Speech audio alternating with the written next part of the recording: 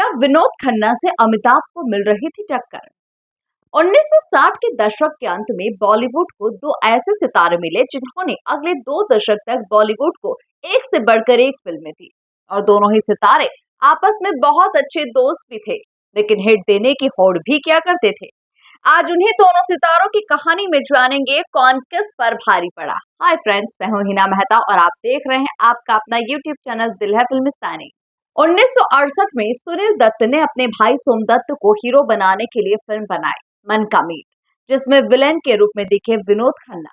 वो दर्शकों और डायरेक्टर्स की नजरों में ऐसे आ गए कि क्या ही कहा जाए।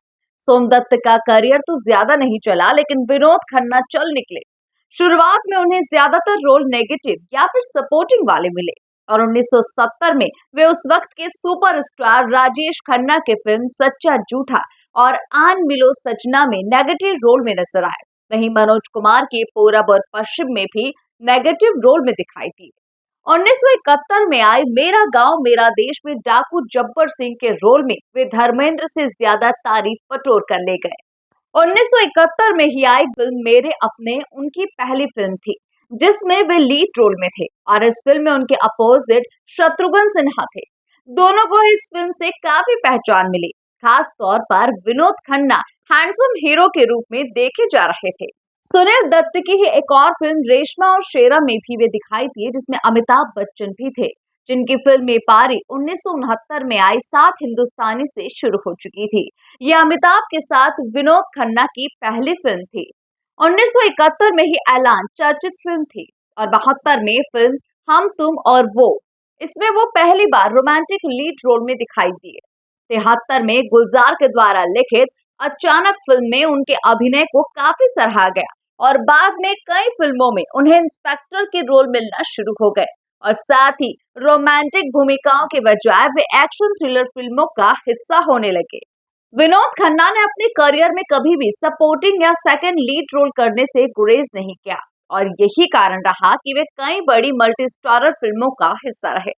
अचानक फिल्म के बाद उनकी नेगेटिव भूमिका वाली छवि पूरी तरह से बदल गई और वे डैशिंग पर्सनालिटी वाले एक हैंडसम हीरो बनकर पर्दे पर नजर आने लगे।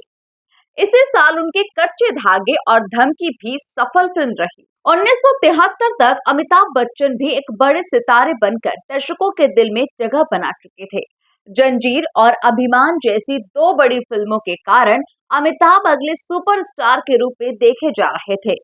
वहीं विनोद खन्ना भी इस रेस में पीछे नहीं थे।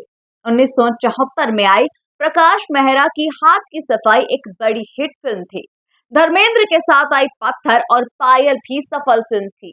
1974 में अमिताभ के साथ वे जमीर में भी थे, हालांकि ये फिल्म बॉक्स ऑफिस पर एवरेज ही रही। 1975 में दीवार और शोले देकर अमिताभ राजेश खन्ना के सिंहासन पर जा बैठे।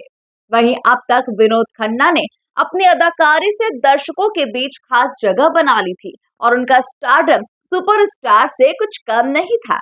1976 में अमिताभ के साथ आई हेरा फेरी एक बड़ी हिट फिल्म थी, जिसमें अमिताभ और विनोद खन्ना के बीच टक्कर देखने को मिली। इसमें विनोद खन्ना का रोल काफी दमदार रहा। 77 में अमिताभ विनोद खन्ना की 3 फिल्में आई और तीनों ही सुपरहिट रही। Amar Akbar Anthony all time blockbuster movie बन गई, जिसमें विनोद खन्ना एक पुलिस ऑफिसर अमर के रोल में थे, जो एंथोनी यानी अमिताभ के बड़े भाई के रोल में थे। फिल्म में दोनों के बीच के फाइटिंग सीन्स ने दर्शकों के रोमांच को काफी बढ़ा दिया और दर्शक इस जोड़ी को हर बार पर्दे पर देखने के लिए बेताब रहने लगे। मनमोहन देसाई पहले अमर के रोल के लिए धर्मेंद्र को लेना चाहते थे, क्योंकि वे सबसे बड़े भाई का रोल था, लेकिन धर्मेंद्र जब ये फिल्म नहीं कर पाए तो ये रोल विनोद खन्ना के पास आ गया और दर्शकों के बीच में छा गया। इसी साल आई परवरिश और खून और पसीना भी सुपरहिट थी, जिसमें विनोद खन्ना का रोल अमिताभ से भी कमतर नहीं था, बल्कि विनोद खन्ना से अमिताभ को कड़ी टक्कर मिलना शुरू हो गई और इन फिल्मों की सक्सेस से अमिताभ बच्चन सुपरस्टार कहलाने लगे तो विनोद खन्ना भी पहली पंक्ति में जा बैठे। 1978 में इस जोड़ी की एक और ऑल टाइम ब्लॉकबस्टर मूवी मुकद्दर का सिकंदर आई, जिसका लीड सिकंदर का रोल अमिताभ ने प्ले किया, लेकिन विनोद खन्ना ने अपने रोल को शानदार तरीके से अभिनीत कर दर्शकों का दिल जीत लिया। इस फिल्म के शूटिंग के दौरान एक सीन में अमिताभ की गलती से विनोद खन्ना जख्मी हो गए थे। दरअसल ये मेरा दिल के गीत के बाद एक सीन में अमिताभ को विनोद खन्ना की तरफ कांच का एक ग्लास फेंकना था, लेकिन बच्चन की गलती से ग्लास सीधे विनोद खन्ना की टुड्डी पर जाकर लगा। वहां उन्हें खून निकलने लगा और ये देख अमिताभ घबरा गए। वे बार बार सॉरी कहने लगे। विनोद खन्ना को हॉस्पिटल ले जाया गया, जहां उन्हें टांके लगाए गए। इस फिल्म से जुड़ी एक और कहानी ये है कि इस फिल्म में प्रकाश मेहरा की पहली पसंद विनोद खन्ना थे ही नहीं, बल्कि राजेश खन्ना थे। लेकिन Rajesh Khanna second lead role में काम करने के लिए तैयार नहीं थे, जिसके बाद ये रोल विनोद खन्ना को मिल गया। 1978 में ही विनोद खन्ना की एक और फिल्म बड़ी हिट रही, मैं तुलसी तेरे आंगन की। अमिताभ की 1978 में त्रिशूल और डॉन भी ब्लॉकबस्टर मूवी थी।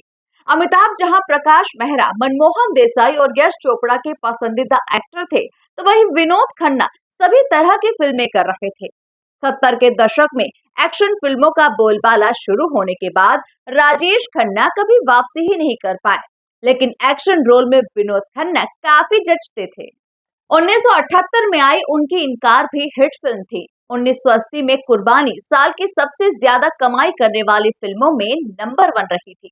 ये फिल्म फिरोज खान अमिताभ को लेकर बनाना चाहते थे, लेकिन अमिताभ तब कालिया सहित कई फिल्मों में बिजी थे। तब फिल्म विनोद खन्ना के पास आई और फिल्म की सफलता का क्रेडिट ले उड़े। इसी साल एक और बड़ी फिल्म द बर्निंग ट्रेन भी आई, लेकिन बॉक्स ऑफिस पर वो नाकाम रही। 1980 तक विनोद खन्ना ने फिल्में साइन करना बंद कर दिया और वे उनके हाथ में जो फिल्में थी बस उनकी शूटिंग पूरी करने लग गए। कुदरत और राजपूत में वे सेकंड लीड रोल में थे। जिस वक्त उन्होंने फिल्मों से संन्यास लेकर ओशो आश्रम में जाने का निर्णय किया था, तब उनके पास कई बड़ी फिल्मों के ऑफर्स थे, लेकिन वे सभी बड़े ऑफर्स को ठुकराते रहे। दोस्ताना भी पहले उनके साथ ही बनाई जानी थी, जिसमें उनका रोल शत्रुघ्न सिन्हा ने निभाया। उन्हें कालिया के लिए भी अप्रोच किया गया था। 1982 के बाद वे पर्दे से गायब हो गए और 5 साल के बाद 1987 में इंसाफ फिल्म के साथ जब पर्दे पर लौटे, तब तक फिल्मों का दौर बदल चुका था। अमिताभ बच्चन की फिल्में भी सफलता के लिए संघर्ष कर रही थी। विनोद खन्ना की सेकंड पारी कुछ खास असर नहीं कर पाई। हालांकि उन्हें कई फिल्मों में दमदार रोल मिले, लेकिन सुपरस्टार जैसी सक्सेस नहीं मिली। विनोद खन्ना की दूसरी पारी में इंसाफ, सत्यमेव जयते, दयावान, सूर्या, बंटवारा, फरिश्ते, क्षत्रिय, चांदनी, रिहाई, लेकिन जैसी फिल्में थी, लेकिन उनका करियर आगे बढ़ता रहा और वे 90 के दशक में भी फिल्में करते रहे। जबकि अमिताभ बच्चन ने 1992 में खुदा गवाह के बाद ब्रेक ले लिया था। 5 साल के बाद अमिताभ फिर से लौटे तो उनकी फिल्में नहीं चली। 2000 आते आते दोनों ही सितारे चरित्र भूमिकाओं में दिखने लगे। हालांकि अमिताभ के लिए तब भी रोल लिखे जाते। अमिताभ की तीसरी पारी 2000 में मोहब्बतें से शुरू हुई, जो पहली पारी की तरह प्रभावी रही। असफलता के दौर से निकलकर अमिताभ सदी के महानायक बन गए। विनोद खन्ना ने फिल्में करना कम कर दिया था। उनकी राजनीति में सक्रियता बढ़ रही थी, जहां वे काफी सफल भी हुए। 2015 में आई शाहरुख खान की दिलवाले उनकी अंतिम फिल्म थी। 2017 में कैंसर के कारण इस महान एक्टर का निधन हो गया। तो फ्रेंड्स, आज के इस वीडियो में फिलहाल इतना ही। आपको विनोद खन्ना की कौन सी फिल्म सबसे ज्यादा पसंद है, हमें कमेंट बॉक्स में लिखकर जरूर बताइए।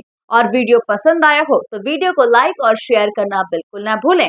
और हाँ, अभी तक आपने हमारे चैनल को सब्सक्राइब नहीं किया है तो प्लीज जल्द ही कर लीजिए।